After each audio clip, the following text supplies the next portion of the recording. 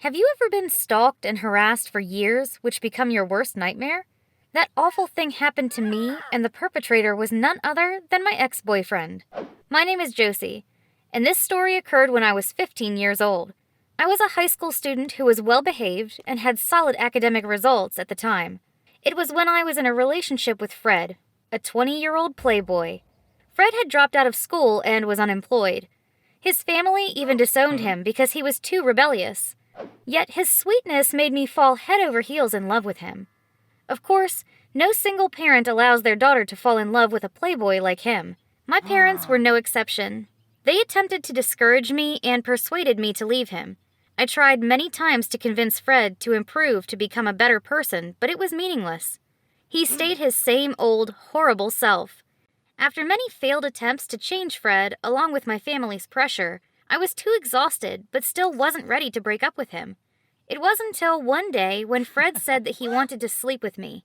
It scared me because I had never considered it before. It was high time for me to break up with him.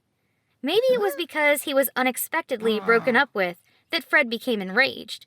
He tried every way he could to get back to me, but I couldn't bear him any longer. I rejected Fred no matter how much he pleaded. I had to get away from this horrible boy because I didn't want my parents to be concerned about me any longer. As I thought things would stop there, they didn't. As I was walking home from school one afternoon, a gun was pointed at my head from behind me. It was Fred. He put the gun to my head, covered my mouth, and said, "Do as I say if you don't want a bullet in your head." I was frightened. I had no choice but to do as he asked. He drew me to a quiet road and forced me into his car. When I arrived at Fred's place, he threatened to kill me unless I slept with him. I was too afraid to do anything else, so I had to do as he said. After that, Fred let me go, but not to forget to threaten to kill my parents if I report him to the police. I forgot to mention that I had a group of friends that included Anne, a strong-willed girl, and Chance, a boy who always protects and cares about his two friends. We've been friends since grade school, and that relationship has helped me conquer any challenge. My period was 2 months late after Fred assaulted me. Throughout those months, I was constantly tired, nauseous, and lack of appetite.